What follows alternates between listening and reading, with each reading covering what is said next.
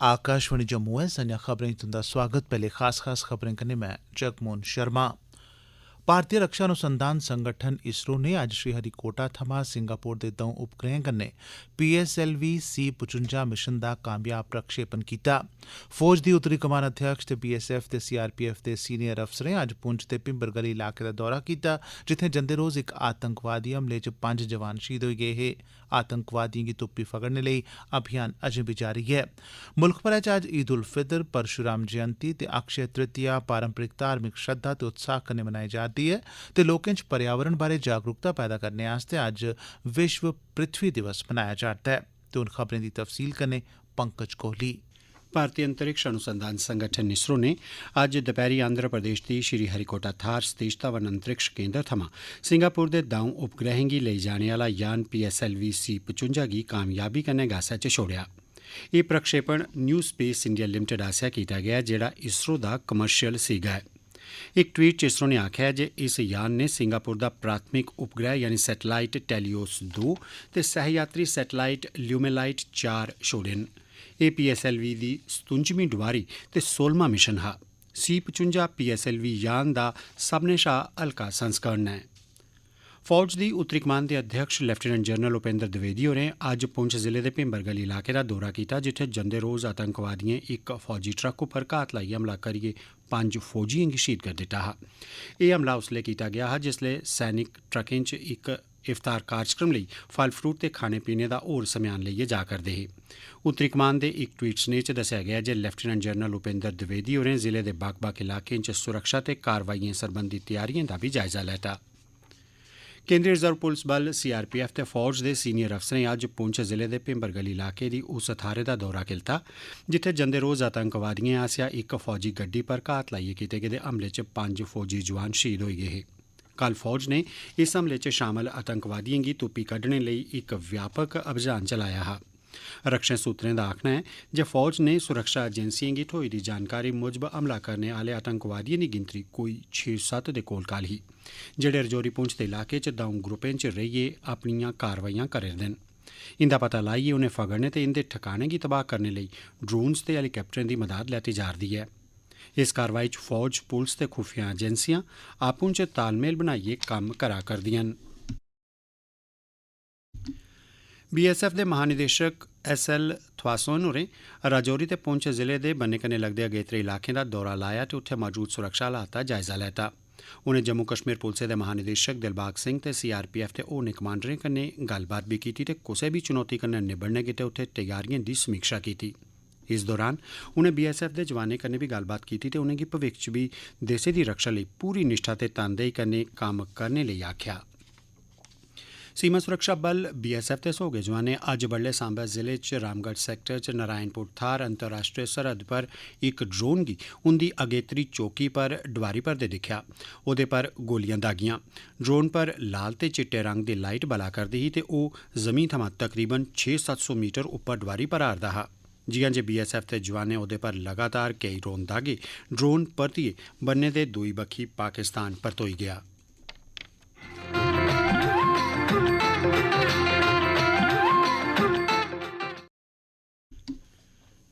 आकाशवाणी आसेआ प्रधानमंत्री नरेंद्र मोदी हुंदे मन की बात कार्यक्रम पर एक विशेष श्रृंखला शुरू की गेदी है, जेह्ड़ी प्रधानमंत्री हुंदे मन की बात कार्यक्रम दे इस म्हीने 100 एपीसोड पूरे होई जाने दे सरबंधै च चलाई जा करदी ऐ। इस श्रृंखला तैह्त इस बारी आओ सुनचे प्रधानमंत्री हुंदे आसेआ मन की बात दी उस कड़ी दा इक लौह्का न्यांश जेह्दे च उनें मुल्खै दी तरक्की च करसानें दी भूमिका दा जिक्र करदे होई आखेआ हा जे करसान साढ़े अन्नदाता न। 3 मई 2021 गी प्रसारित होए दे इस मन की बात कार्यक्रम दौरान प्रधानमंत्री होरें करसानें लेई सदा आभारी ते शुक्रगुजार रौह्ने दा आह्वान कीता हा। क्या आपको पता है कि इस महामारी में भी हमारे किसानों ने रिकॉर्ड उत्पादन किया है? किसानों ने रिकॉर्ड उत्पादन किया तो इस बार देश ने रिकॉर्ड फसल खरीदी भी की। इस बार कई जगहों पर तो सरसों के लिए किसानों को MSP से भी ज्यादा भाव मिला है। रिकॉर्ड खाद्यान्न उत्पादन की वजह से ही हमारा देश हर देशवासी को संबल प्रदान कर पा रहा है। आज इस संकट काल में 80 करोड़ गरीबों को मुफ्त राशन उपलब्ध कराया जा रहा है ताकि गरीब के घर में भी कभी ऐसा दिन न आए जब चूल्हा न जले।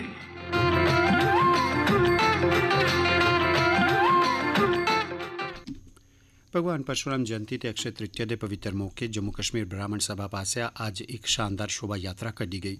शोभा यात्रा च भगवान परशुराम हुंदे जीवन ते सिक्ख्याएं पर आधारित झांकियां शामल हियां। यात्रा उदेवाला थमां भगवान परशुराम हुंदी आरती कन्नै आरंभ होई ते शैह्रे दिएं बक्ख-बक्ख थाह्रें थमां होंदी होई हर की पौड़ी मंदर जम्मू पुज्जियै संपन्न होई। लेफ्टिनेंट गवर्नर मनोज सिन्हा होरें भगवान परशुराम जयंती ते अक्षय तृतीया दी पूर्व संञा लोकें गी मुबारकबाद दित्ती। परशुराम जयंती दे मौके पर अज्ज बडलै जम्मू च पंज तीर्थी थमां इक प्रभात फेरी कड्ढी गेई जेह्ड़ी पक्का डंगा जैन बजार राजतिलक रोड मोती बजार ते शैह्रा दे होरनें हिस्से थमां होइयै लंघी। बत्तै इस प्रभात फेरी दा केई थाह्रें स्वागत कीता गेआ। प्रभात फेरी च शामल लोकें छैने मंजीरे ते ढोल बजांदे भगवान परशुराम हुंदा गुणगान ते जयकार करदे नजरी आए।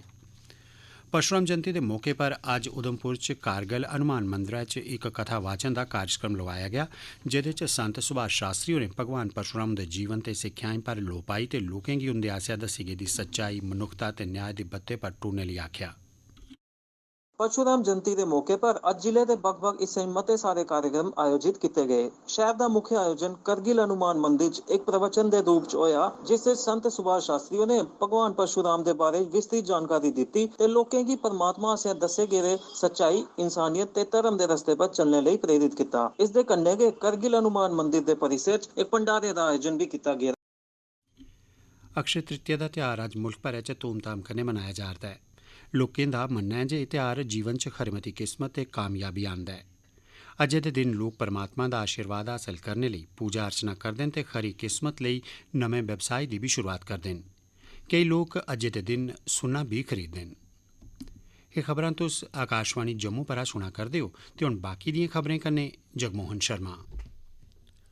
केंद्रीय जांच ब्यूरो सीबीआई ने जम्मू कश्मीर दे साबका गवर्नर सत्यपाल मलिक होरें गी भ्रष्टाचार दे इक कथित मामले च होर मती जानकारी आस्तै सद्देआ ऐ।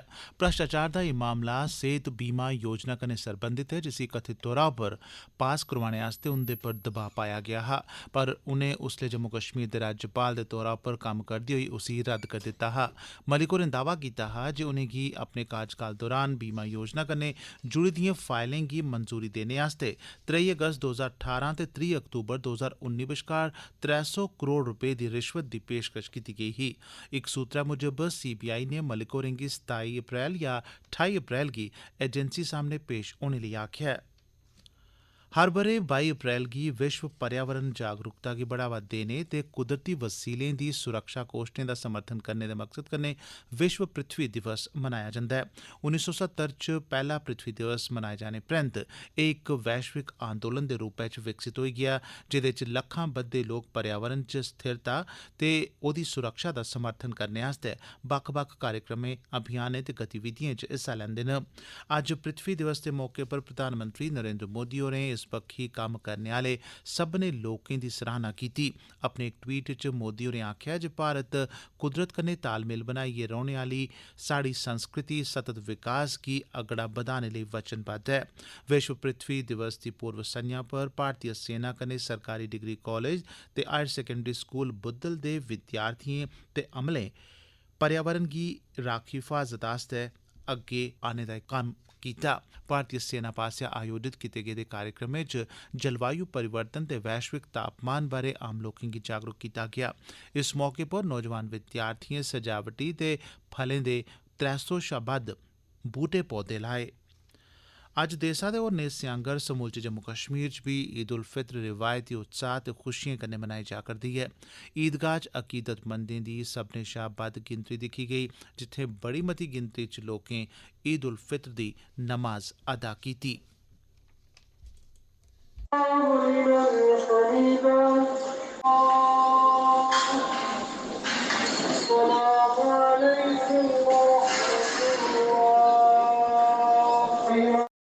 अज्ज ईद दे मौके पर बड़ी मती गिनतरी च मुस्लिम अकीदतमंदें ईदगाह मैदान कठुआ च किट्ठे होइयै ईद उल फितर दे पवित्र मौके पर नमाज अदा कीती।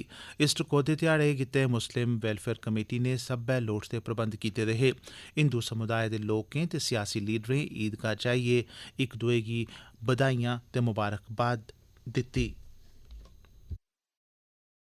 ईद उल फितर के लिए तो मैं मुबारकबाद दूंगा पूरी अपनी जितने भी यहाँ कठुआ के लोग हैं उन सबको मुबारकबाद देता हूँ, जिसमें सभी धर्म आ जाते हैं, हिंदू मुस्लिम सिख ईसाई सभी धर्म आ जाते हैं। उनका मैं बहुत बहुत शुक्रिया अदा करता हूँ जो यहाँ पे लोग हमें मुबारक देने भी आए हैं, पॉलिटिकल लोग आए हैं, NGOs आई हैं, उन सबका शुक्रिया अदा करूंगा कि वो यहाँ आए और उन्होंने हमें मुबारकबाद दी।